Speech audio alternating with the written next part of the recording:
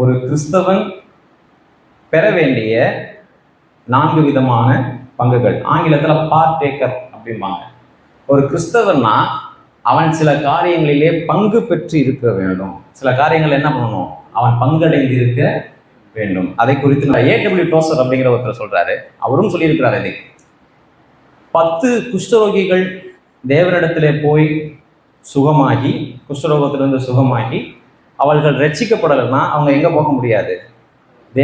தேவனிடத்திற்கு போக முடியாது, தேவனுடைய பிள்ளையாய் மாற முடியாது. அதே சமயத்தில் 10 குஷ்டரோகிகள் ஆண்டவற்றை போய் அவர்களில் எவருமே சுகமடையவில்லை, ஆனால் இயேசு கிறிஸ்துவை ஏற்றுக்கொண்டார்கள், அவருடைய பிள்ளைகள் ஆகிறாங்கன்னா சுகம் இல்லாட்டியும் அவங்க யார்கிட்ட பங்கடையலாம்? கிறிஸ்துவில் பங்கடையலாம். அதாவது என்னன்னா, இயேசுவால் கடன் பிரச்சனை தீர்ந்தது, இயேசுவால் நோய் தீர்ந்தது, முட்டு வலி தீர்ந்தது, இயேசுவால் எனக்கு திருமணமானது, மேக்ஸில் பாஸ் ஆனேன், அதெல்லாம் ரைட்டு.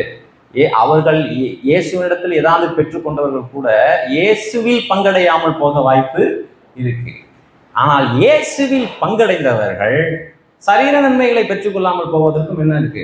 வாய்ப்பு இருக்கு. இது பரிதாப நிலை அல்ல. இயேசுவில் பங்கடைந்தவர்கள் உலகத்திலே கீழான நிலையில வாழ்ந்தாலும் அது பரிதாபத்திற்குரிய நிலை அல்ல. ஆனால் இயேசுவினால் நன்மை பெற்றவர்கள் இயேசுவில் பங்கடையாமல் போனால் அவங்க என்ன பண்ண முடியாதுங்க? அது பரிதாபத்திற்குரிய நிலை. கடவுளுக்குள்ளாக நான் பங்கடைய வேண்டும் என்று சொன்னால் முதலாவதாக நான் ரட்சிக்கப்பட்டிருக்கோம். முதலாவதாக என்ன பண்ணுங்க? நாங்கள் ரட்சிக்கப்பட்டோம். ரட்சிப்பே நுழைவு வாயில். இல்லைங்க, எனக்கு புரிய மாட்டேங்குது அப்படின்னா புரியாது. மனம் திரும்ப முடியாதவனுக்கு என்ன பண்ணாது? புரியாது. புரியும். தேவன் அதற்கு காரணம் அல்ல, அவங்களுடைய இருதய கடினம். அவங்க அந்த ஆழத்தில் அப்படி இருப்பாங்க. ஆழத்தில் என்ன பண்ணுவாங்க? அப்படி இருப்பாங்க. சரி, ரைட். இப்போ முதலாவதாக ரோமருக்கு எழுதின நிருபம் 11வது அதிகாரம் 17வது வசனம். இன்னைக்கு கவனிங்க.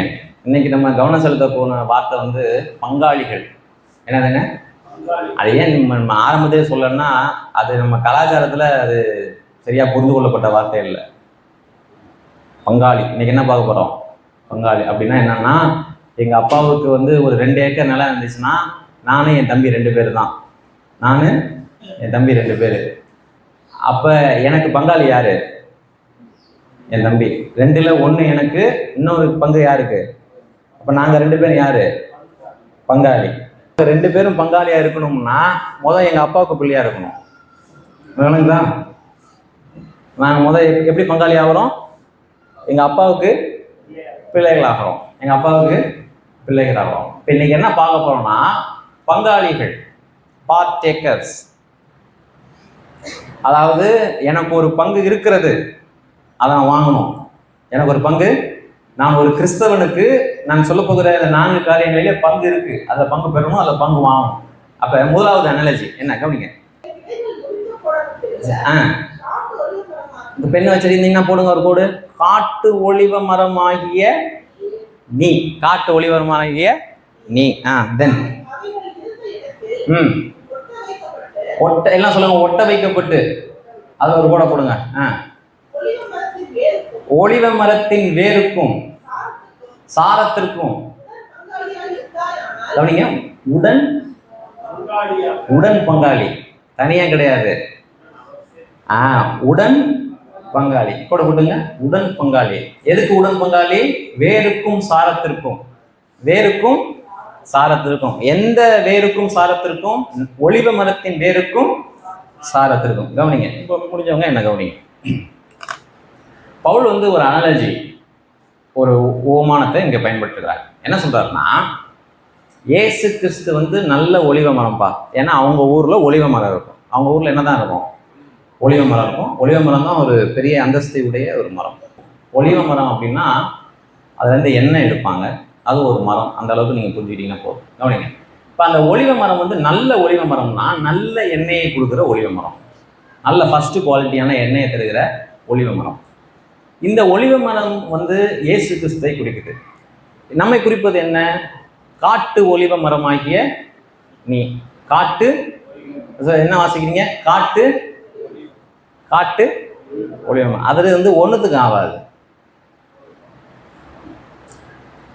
நல்ல ஒளிவ மரத்தை அரைத்து இடித்து எண்ணெய் எடுத்தீங்கன்னா அது போனீங்கன்னா தேவாலயத்துக்கு பயன்படும். தேவாலயத்தினுடைய சர்வீஸுக்கு பயன்படும், நிறைய விளக்குகளை ஏற்றுவதற்கு பயன்படும். இந்த காட்டு ஒலிவ மரத்தினுடைய எண்ணெய்கள் இதுக்கு ஆகாது, வேஸ்ட்டு, அது ஒன்றுமே ஆகாது. அதனால தான் அது எங்கே இருக்குது, காட்டில் இருக்குது, ஒன்றுத்துக்கு ஆகாது. இப்படி இருக்கிற அந்த காட்டு ஒலிவ மரத்தை என்ன பண்ணணும்னு கேட்டிங்கன்னா வெட்டி தான் போடணும், அழிஞ்சு தான் போகும், உபயோகம் மட்டும்தான் இருக்கும், அதனால் எந்த பிரயோஜனமும் கிடையாது. அதை அப்படியே விட முடியாதே. வகை தேவன் என்ன பண்ணுறாரு, அந்த காட்டு ஒலிவ மரத்தை வெட்டி காட்டிலேருந்து எங்கே கொண்டு வராரு, இவருடைய தோட்டத்துக்கு கொண்டு வராரு. கொண்டு வந்து நல்ல ஒலிவ மரத்தில் என்ன பண்ணுறாரு, ஒட்ட வைக்கிறார். ஒட்டுக்கண்ணு இருக்குல்ல, நல்ல ஒலிவ மரத்தில் என்ன பண்ணுறாங்க, ஒட்ட வைக்கிறார்.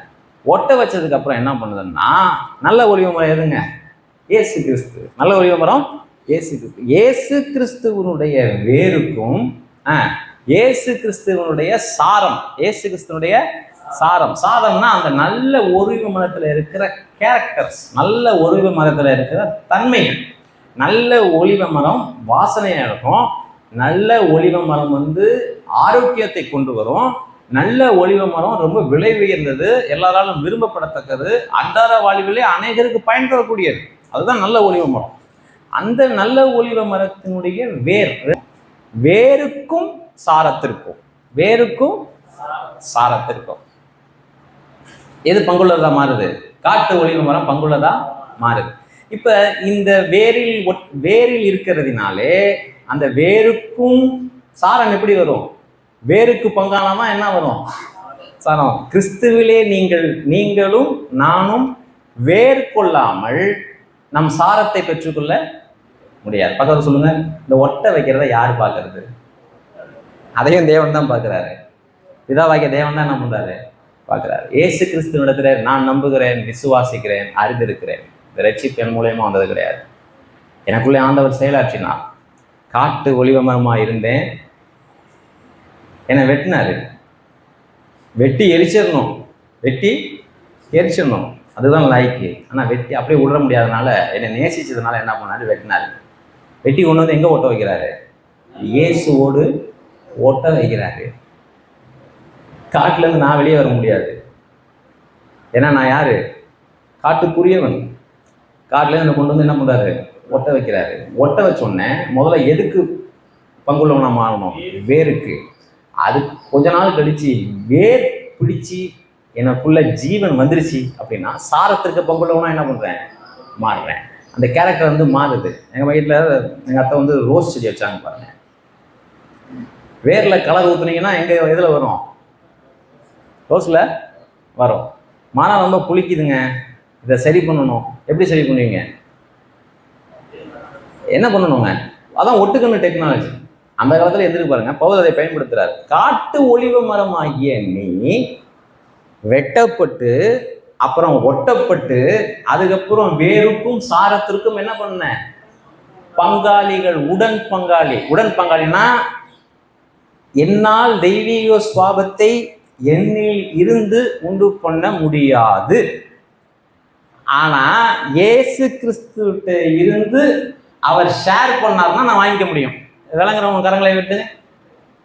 அப்ப கிறிஸ்தவ குணாதிசயங்களை நிறைய பேர் என்ன நினைச்சுக்கிறாங்க, பிரசங்கியார்களுக்கே புரியாதது. எத்தனை தடவை சொன்னாலும் ஒரு மேம்பட்ட சுவாபம் நினைச்சுக்கிறாங்க. கொஞ்சம் தினகரன் ஓரளவு ஒரு மாதிரி இருந்தாரு, மற்றபடி தினகரன் குடிக்கல, கஞ்சா குடிக்கல, மற்றபடி ரொம்ப அசுத்தமான செயலை செய்யற தினகரனை 90% ஓகே.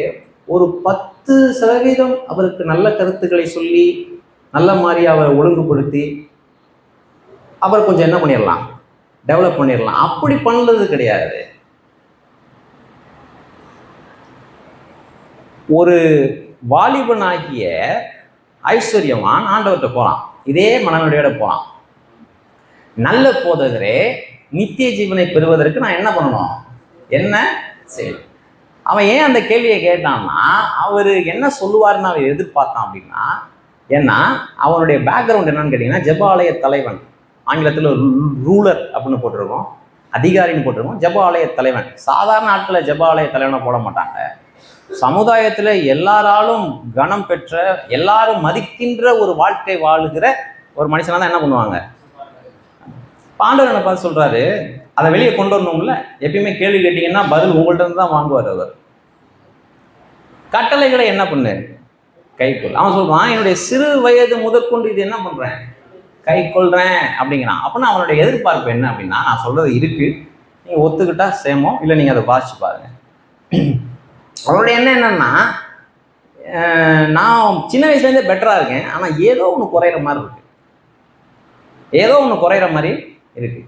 இவர்கிட்ட போய் அதை கேட்போம், என்கிட்ட என்ன குறைஞ்சி இருக்கு அப்படிங்கிறத அவர் சொல்லிட்டாருன்னா சரி பண்ணிக்கலாம். ஏன்னா நான் 90% I am okay, 90% I am okay. நான் மற்றவங்கள மாதிரி ரொம்ப கெட்ட வார்த்தைலாம் பேசுகிறேன், ரொம்ப அமைதியான இதுதான், நல்லா வேலைக்கு போகிறேன், என் குடும்பம் உண்டுன்னு இருக்கேன், எனக்கு நல்ல நோக்கம் உண்டு. மற்ற பொம்பளை பிள்ளைங்கள்லாம் எப்படி எப்படி இருக்குது, மற்ற பசங்கள்லாம் எப்படி எப்படி இருக்காங்க, நான் அந்த மாதிரி இல்லை, ஐ எம் ஓகே.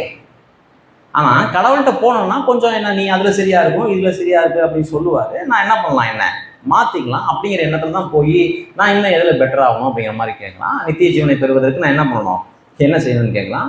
கட்டளைகளை கை கொள்ளுப்பா அப்படிங்கிறாரு.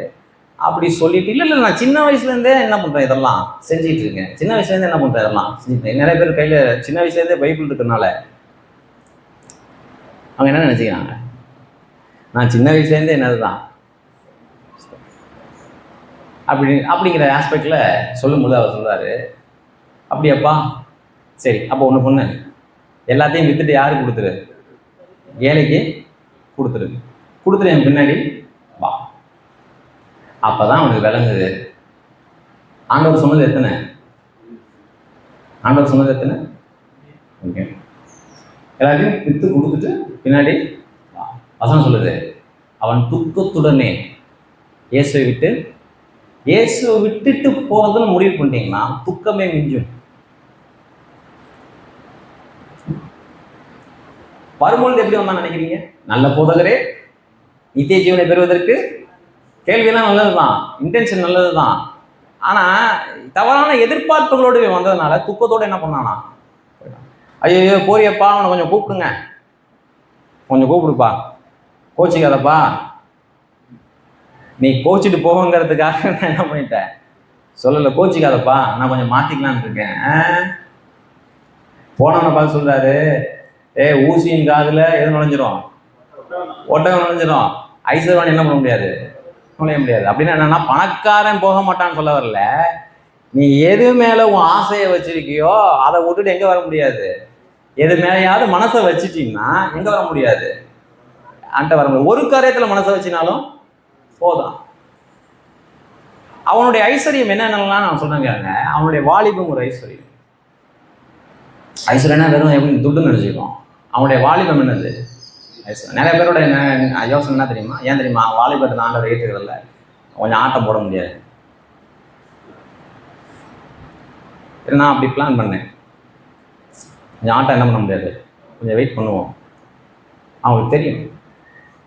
நம்பர் 2, அவன் ஜெப ஆலயத்தில், அவனுக்கு தெரியும் இயேசுவை பின்பற்றினால் என்ன போயிடும், பதவி போயிடும், ஜெபாலயத்திற்கு புறம்பாக்கப்படுவோம் அப்படிங்கிறது அவனுக்கு நல்லா தெரியும். அப்ப என்ன வேணும், வேலையை என்ன பண்ணுவோம், கிறிஸ்துவை பின்பற்றினா எது பாதிக்கும், வேலையை பாதிக்கும்.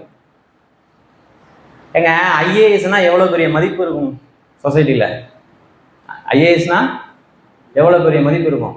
அதை விட்டுட்டு ஒருத்தன் இயேசுவை பின்பற்ற வருவானா, அதுதான் அவனுக்கு ஐஸ்வர்யம். பதவி என்னது, ஐஸ்வர்யம். எல்லாரும் அவனை அங்கீகரிக்கிறாங்க, எல்லாரும் அவனுக்கு என்ன பண்றாங்க, வந்தனம் செலுத்துகிறாங்க. ஏன்னா அவன் யாரு, ஜெபாலய இயேசுவை ஏற்றுக்கொண்டா துரத்தி உதப்பாங்க. பவுல் யாரு, பரிசேயன், கனமுள்ளவன். அவன் சொல்றான், எப்பா மரணத்திற்கு குறிக்கப்பட்டது போல என்ன பண்ணாங்க, மார்க்டு ஃபார் டெத், மரணத்திற்கு கடவுள் என்னை குறித்தது போல என்னை பார்க்கிறவன்லாம் என்னை கொல்லவும் தான் ட்ரை பண்றான் அப்படிங்கிறார். அப்ப இவனுடைய ஐஸ்வர்யம் என்ன, மெட்டீரியல் பிளெஸிங் அதுவும் இருக்கு, வாலிபம் இருக்கு, நல்ல பதவி இருக்கு, அந்தஸ்து இருக்கு, ஜனங்களால் மதிக்கப்படத்தக்க ஒரு இடத்துல இருக்கான். இதெல்லாம் விட்டுட்டு யாரை பின்பற்றணும், ஆனா இவனுக்கு அப்படிங்கிற எண்ணத்துல அவன் போனான். அப்ப இவன் மொத்தமும் மாறணும், இவன் மொத்தம் என்ன பண்ணணும், மாறணும். ஆனா அவனுக்கு ஒண்ணு தெரியுது பாருங்க, இயேசு கிறிஸ்துவை மாற்றமடையாமல் நீங்கள் பின்பற்ற முடியாது. அதுதான் வேருக்கும் சாரத்திற்கும் நம் பங்காளிகள் ஆகணும். விளங்குதா? நம்ம என்ன நினைச்சுக்கிறோம், கொஞ்சம் சொல்லுங்கய்யா, கொஞ்சம் சொல்லுங்கள். நான் கொஞ்சம் வீட்டில் சொல்லி கொடுத்து வந்திருக்கேன். நீங்கள் என்ன பண்ணணும் கொஞ்சம் சொல்லுங்கள். சொல்லலாம், தப்பு கிடையாது. அப்படி சொல்லல தப்பு கிடையாது. ஆனால் எல்லாவற்றுக்கும் மேலே அவன் மனம் திரும்ப என்ன பண்ணணும்? ஆயத்தமா? நீங்கள் நினைக்கிறீங்களா 15 வயசில் எவ்வளோ கிளியராக இருக்காங்க தெரியுமா? அன்னைக்கு நான் பார்த்தேன் பாருங்கள். ஏன் வயசில் நான் 15-20 வயசில் இருக்கும் பொழுது என்னுடைய செட்டு எப்படி இருந்தாங்க, 20 வயசில் என்னுடைய மனநிலை என்ன இருந்துச்சு அப்படிலாம் நான் பார்க்குறேன்ல. எனக்கு புரிஞ்சிருக்கும்ல. பாஸ்டரை எப்படி கனம் பண்ணாங்க, சர்ச்சில் எப்படி உட்காந்து இருந்தாங்க, ஓவரால் பார்த்துருக்கேன்ல. இப்போ அந்த ஒரு 18 வருடம் தாண்டிடுச்சு. இப்போ 2வது ஜெனரேஷன் வந்துட்டுன்னா இப்போ 20 வயசு பசங்களை பார்க்கும்போது நல்லா புரியுது எனக்கு. நல்லா அவனுடைய மனநிலை என்னவாக இருக்கும். அவன் வந்து பார்த்தீங்கன்னா அவன் ரொம்ப டிஃப்ரெண்ட்டாக இருக்குது. சரி, ரைட். ஏன்னா அவன் சர்ச்சில் உட்காந்துருக்கிற விதம் வேறு மாதிரியா இருக்குது. எங்களுக்கு பிடிக்கலனாலும் அதை எக்ஸ்பிரஸ் பண்ண மாட்டோம். சர்ச்சில் உட்காந்துருக்கிற விதம், அவனுடைய நோக்கம் ரொம்ப தெளிவாக இருக்கான். காஸ்பல் வந்து புரியாமல் இல்லை, நல்லா புரியுது அவனுக்கு. உள்ள கண்டம் பண்ணுறான், உள்ள கண்டமான நான் ஒத்துக்க மாட்டேங்கிறான். நல்லா புரியுது. சரி, ரைட். என்ன சொல்ல வரேன்னா, நிறைய பேர் மாற்றமடைய அவன் வந்து போயிட்டான் பாருங்க. அது வரைக்கும் சேமம். அவன் என்ன பண்ணிட்டான், அவன் புரிஞ்சுக்கிட்டான் இது சரி வராது நம்மளுக்கு. அவன் ரிட்டர்ன் போயிட்டான். துக்கத்துடனே என்ன பண்ணிட்டான், போயிட்டான். அவனை யாராவது தடுத்தாங்களா?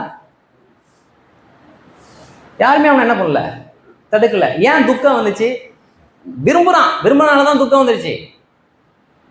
இப்ப கூட கொஞ்சம் போனா நல்லா இருக்கும், நித்திய வாழ்வு நம்மளுக்கு என்ன பண்ணும், கிடைக்கும், ஏதோ ஒரு விஷயம் இருக்கு அப்படிங்கிற குறைஞ்சபட்சம் அந்த அபிப்பிராயம் இருக்கனால போய் கேட்கறான். இல்லாட்டி அவன் கேட்க வேண்டிய அவசியம் என்ன இருக்கு? அப்படி கேட்டுமே அவர் ஓப்பனா அவர்கிட்ட சொல்லியுமே இவனால என்ன பண்ண முடியல, அவரை பின்பற்ற முடியல. ஏன் பின்பற்ற முடியலன்னா இவன் மாற என்ன கிடையாது ஆயத்தமா. கிறிஸ்தவ மாற்றங்கள் நம்முடைய கரத்துல இல்லைனாலும் மாற ஆயத்தமா இருப்பது நம்முடைய கரத்துல இருக்கிறது அப்படின்னு நான் நம்புறேன். நான் சொல்ல புரியுதா? கிறிஸ்தவ மாற்றங்கள் என்னமோ இயற்கைக்கு அப்பாற்பட்ட விதத்திலே தேவனால் நிகழ்த்தப்பட வேண்டும் அப்படிங்கிறத நான் ஒருவாறு ஒப்புக்கொள்கிறேன். 100% அதில் உறுதியாக இருக்கிறேன். 200% என் வாழ்விலே அனுபவிக்கிறேன். ஆனால் என் அது எப்பா இந்த பாருப்பா ஆண்டவர் வந்து இயேசு கிறிஸ்துவை காட்டும் பொழுது, பரிசுத்த ஆவியானவரை ஏவும் பொழுது, பாருப்பா உன்கிட்ட நீதி இல்லை, உன்னுடைய நீதி அழுக்கா இருக்கு, நீ கண்டிப்பா நியாயம் தீர்க்கப்படுவ, பாவியான மணி தான். அப்படி ஏவும் பொழுது என்னுடைய ரெஸ்பான்ஸ் இருக்கு இல்லையா, அதை எனக்கு தராரு. ஆமா ஆண்டவரே நீ சொல்றது சரிதான் அப்படிங்கும்போது, போப்பா என்னுடைய குமாரன்ட்ட போ, இயேசு கிறிஸ்து என்ன பண்ணு, போ, பாவங்களை அறிக்கை செய், பாவங்களுக்காக மனஸ்தாபப்படு, கழுவப்படும், வாழ்க்கையை அர்ப்பணி, அதெல்லாம் என்ன ஏவிக்கிட்டே என்ன பண்றாரு இருக்கிறார். அப்ப முதலாவதாக நான் மனம் திரும்ப ஆயத்தம் ஆண்டவரே அப்படிங்கும் பொழுதுதான் மாற்றம் எனக்குள்ள வருது அப்படிங்கிறத நான் புரிஞ்சு வச்சிருக்கேன். இந்த மனம் திரும்ப ஆயத்தம் அப்படின்னு என்ன கன்வின்ஸ் பண்றாரு இல்லையா, அதுவும் யாருடைய செயல் தான்? பரிசுத்த ஆவியானுடைய செயல் தான். ரைட். வேருக்கு பங்குள்ளவர்களாக நாம் மாறாமல் சாரத்துக்கு பங்குள்ளவர்களாக மாற முடியாது. வேருக்கு பங்குள்ளவர்களாய் மாறணும்னா நம்ம பழைய இடத்துல இருந்து வெட்டப்பட்டு புதிய இடத்துல ஒட்ட வைக்கப்படும். நிறைய பேர் என்ன நினைச்சிட்டாங்க, 2 கால் இருக்குல்ல, அங்க ஒன்று வச்சுக்குவோம், ஒரு கால் என்ன பண்ணிக்குவோம் இங்க வச்சுக்குவோம், எது எப்போ தேவைப்படுதோ அங்க ஊனிடுவோம், இன்னொரு கால் என்ன பண்ணிடுவோம். நான் சொல்றது புரியுதா? அப்படி நினைக்கிறாங்க. அப்படி இங்க ஓட்டலாம் கொஞ்ச நாள், ஆனா அதுக்கு பிரயோஜனம் படாது. எனக்கு என்ன வேணும்? உலகமும் வேணும். எனக்கு யாரும் வேணும்? இயேசுவும் வேணும். அப்படி ஒரு வழி இயேசுநாதர்ட்டே கிடையாது. அவர் சொல்றாரு, நான் உலகத்தான் அல்லாதது போல நீங்களும் இந்த உலகத்திற்குரியவர்கள் அல்ல.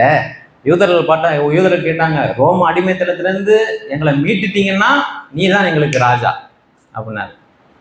அவர் சொல்லிட்டாரு, என்ன ஆளை விடுங்கப்பா அப்படின்னாரு. பைபிள்ல இருக்கா? இருக்கு. அவர்களிடத்திலிருந்து மறைந்து போனார். நீ தேடுற ராஜா நான் கிடையாது. ரோம நிறைய வரி விதிக்கிறான், வேலை இல்லாம நிறைய திண்டாட வேண்டியதா இருக்கு. ரோம போர்ச்சவர்கள் எங்களை ரொம்ப என்ன பண்றாங்க, கொடுமைப்படுத்துறாங்க. நாங்க சமுதாயத்துல ஒரு நல்ல நிலையில இல்லை, நாங்க ரொம்ப கஷ்டப்படுறோம். ஆண்டவரே நீர் எங்களுக்கு என்ன வேணும்? ராஜாவாக வேணும். நிறைய அற்புதம் செய்கிறீர், நிறைய மிரக்கல் செய்கிறீர், உம்மாலே இந்த அரசாங்கமே என்ன பண்ணுது, கொஞ்சம் ஆடுது, கொஞ்சம் பயப்படுறாங்க, நீர் எங்களுக்கு தலைவன் ஆகிறீர் என்று சொன்னால் நல்லா இருக்கும் அப்படின்னு வாலண்டரியா ஒரு கும்பல் போய் கேட்குறாங்க. கையெடுத்து கும்பிட்டார். இன்னைக்கும் ஏசு கிறிஸ்து ஒன்றும் நீங்க விலகி போனாலும் நான் ராங் மெம்பரா இருந்தேன்னா ஏன்ட்டு விலகி போயிடுவார். ஏசு கிறிஸ்து விலகி போனவரும் காரியங்களும் உண்டு. நிறைய கும்பலே போய் எங்களுக்கு ராஜாவை இருந்தாங்க, நிறைய பேர் அவரை தேடி போனாங்க. கவனிங்க, யோவான் நான் சொல்றேன், பைபிள்ல இருக்கு. யோவான் 6வது அதிகாரத்துல எந்த இடத்திலே அப்பத்தையும் மீன்களையும் பெருக பண்ணினாரோ அந்த இடத்துக்கு ஜனங்கள் என்ன பண்ணிட்டாங்க, கூடி வந்துட்டாங்க. பெரிய திரளான கூட்டம் கூடிடுச்சு அதே இடத்துல. ஏன்னா ஏற்கனவே ஒரு தடவை இங்க மீட்டிங் நடத்தும் போது என்ன பண்ணியிருக்காரு, அற்புதம் பண்ணியிருக்காரு.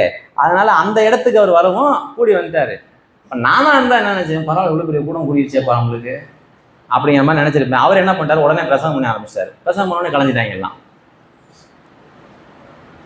எப்பா அப்பத்திற்காக மாத்திரம் அல்ல, நித்திய ஜீவனை தருகிற நித்தியமான வாழ்வுக்காக பிரயாசப்படுங்கள். அவர் சொல்றாங்க, கடல் கடந்து வந்தாங்களாம், அந்த இடத்துக்கு போறதுக்கு என்ன பண்ணாங்களாம், கடல் கடந்து வந்தாங்களாம். அவங்க ஆண்டவர் அவங்களை அப்ரிஷியேட் பண்ணல. எப்பா நீ கடல் கடந்து வந்தாலும் நோக்கத்துல என்ன இருக்கு, பிள்ளை இருக்கு. காலைல எந்திரிச்சு கிளம்பி உட்கார முடியாம வந்து உட்கார்ந்தாலும் நான் அப்ரிஷியேட் பண்ணுவேன். ஆனா நோக்கம் சரியில்லைன்னா தேவன் உங்களை கலைத்து விடுகிற அளவுக்கு பேசுவார் அப்படிங்கிறது எனக்கு நம்பிக்கை இருக்கு.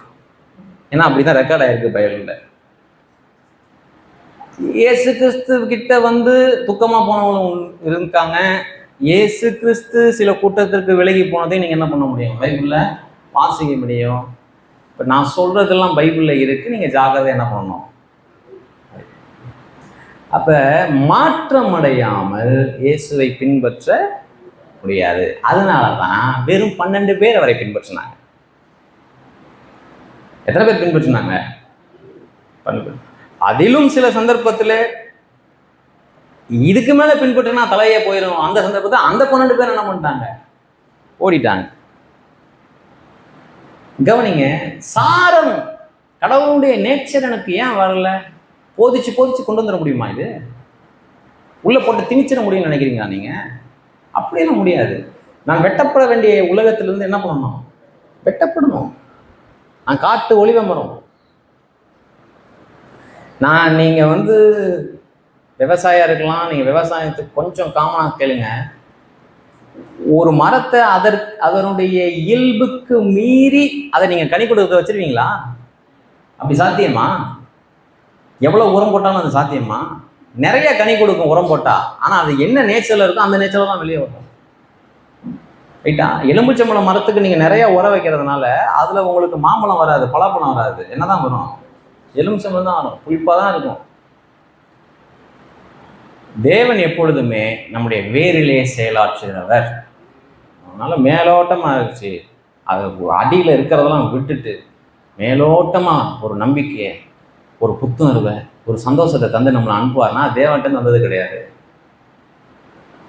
தேவன்கிட்ட ஆழத்திலே நான் மாறாமல் மேலோட்டமாக சில புத்துணர்வு, நம்பிக்கை, உற்சாகம் என்கிட்ட வருதுன்னா அது எங்கேருந்து வந்தது கிடையாது, தேவன்கிட்ட வந்தது கிடையாது. ஆதியாகமம் 1 ஆவியானவர் ஆழங்களிலே என்ன பண்ணாரு, அசைவார்.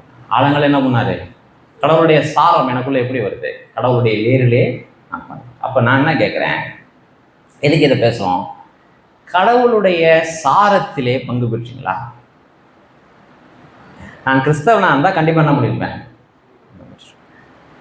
எங்க அப்பாவுக்கு நான் பிள்ளை அப்படின்னா கண்டிப்பா என்னோடு என் தம்பிக்கு என்னது ஷேர் உண்டு. நான் கொடுக்க மாட்டேங்க என் தம்பிக்கு அப்படின்னு சொன்னாலும் சட்டப்படி என் தம்பிக்கு என்ன உண்டு, ஷேர் உண்டு. நான் சொல்றது புரியுதா? அப்ப என்ன சொல்ல வரேன்னா, பிரமாணத்தின்படி ஒருத்தன் கிறிஸ்தவன்னா அவனுக்குள்ள என்ன வந்திருக்கணும், தெய்வீக சுவாபங்கள். இந்த தெய்வீக சுவாபங்கள் அப்படிங்கிறது மனித சுவாபத்திலிருந்து மேம்பட்ட ஒரு சுவாபம் அல்ல. கொஞ்சம் அமைதியா இருக்காருங்க, சர்ச்சைக்கு வந்தோம் இன்னும் ரொம்ப அமைதியாயிட்டாருங்க, அப்படி கிடையாது. தெய்வீக சுவாபம் வந்து வேற ஒண்ணு. அது என்னதுங்க, வேற ஒண்ணு. ரொம்ப அமைதியா இருக்கிற ஆட்களும் வெளியில பேசவே மாட்டாங்க பாருங்க. நிறைய பேரை கேட்டிருக்கேன், வாயவே திறக்க மாட்டாங்க. ஆனா பாத்தீங்கன்னா வீட்டுல இருக்கிறவங்க அந்த பாடுபடுவாங்க. அது கிடையாது. கிறிஸ்தவ குணாதிசயங்கள் நமக்குள்ள வந்திருக்கணும். யாரை நேசிக்க முடியலையோ அவங்கள நேசிக்கணும். இயேசு கிறிஸ்துட்ட வந்துடும் என்கிட்ட பங்கு இல்லைன்னா நான் உண்மையாகவே இயேசு கிறிஸ்துட்ட வந்திருக்கணாங்கிறது அடுத்து என்ன பண்ணோம்? செக் பண்ணணும். அடுத்தது இயேசு கிறிஸ்து வந்திருக்கணாங்கிறத என்ன பண்ணணும்? செக் பண்ணணும். ஏன்னா வசனம் சொல்லுது, அவரிடத்துல போனோம்னா நம்மளுக்கு என்ன உண்டு? பங்கு உண்டு. பங்கு உண்டு. 6 பாயிண்ட் எடுத்திருக்கேன். இன்னைக்கு இது ஒன்னோட முடிச்சிருவோம். நம்ம எளிமையிருப்போம்.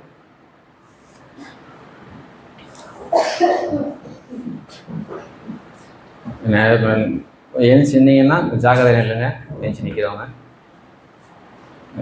நிறைய பேர் ஒரு மாதிரி ஆயிட்டீங்க. ஆனால் எதிரிங்களாம் ஜாக்கிரதை எதிரிங்க.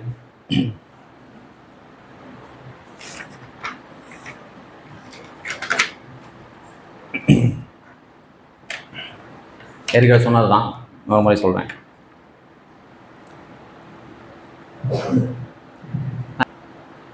உங்களுக்கு ஒரு மகள் இருக்கான். உங்க மகளுக்கு ஈவினிங் ஆகும் பொழுது டீ போட்டுட்டு இருக்கீங்க. உங்க மகளுடைய ஃப்ரெண்டு, பெண் தோழி வீட்டுக்கு வராங்க.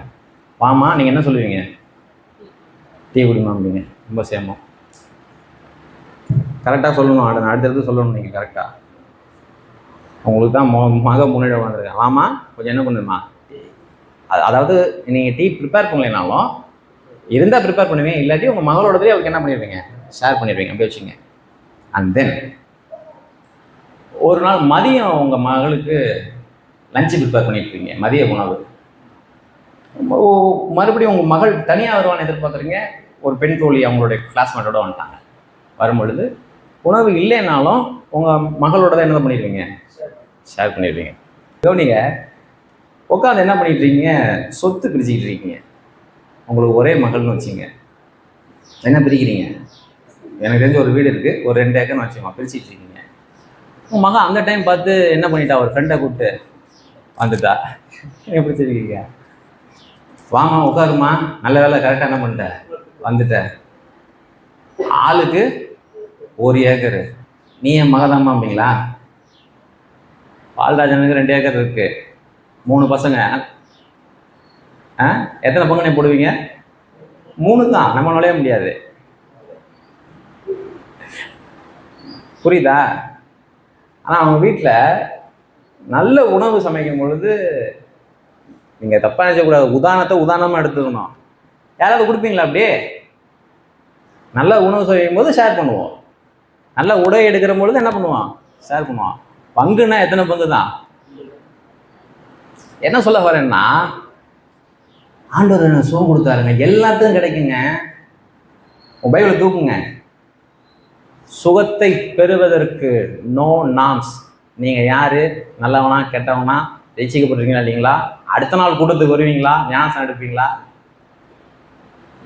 சுகம் ஃப்ரீ. அற்புதங்களை நம்புகிறேன். அற்புதங்களை பெருசு போதிக்கிறதில்ல, நான் அற்புதத்தை நம்புகிறேன். அற்புதங்கள் நடக்குது. அற்புதம்னா அந்த மூட்டு வலி, கழுத்து வலியெல்லாம் கிடையாதுங்க. அற்புதங்கிறது வேறங்க. அதான் நம்புறேன். ஏங்க அந்த இடத்துல வச்சுக்கிட்டே இருந்துச்சு இப்போ கொஞ்சம் பரவாயில்ல நகரெல்லாம் அற்புதம் கிடையாது. நல்லா புரிஞ்சுக்கணும்.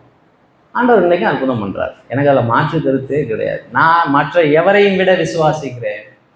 தேவன் அற்புதம் செய்கிறார். யார் யாருக்கெல்லாம் செய்கிறார்? எல்லாத்தையும் செய்கிறார். ரசிக்கப்படாதவனுக்கு என்ன பண்ணுறாரு? அற்புதத்தை பெற்றவங்க ரசிக்கப்பதான் போய் முடியணும்னு அவசியம் இல்லை, செய்கிறார். என்னென்னமோ நடக்குதுங்க, நடந்துதாங்க. சுகம் ஃப்ரீ.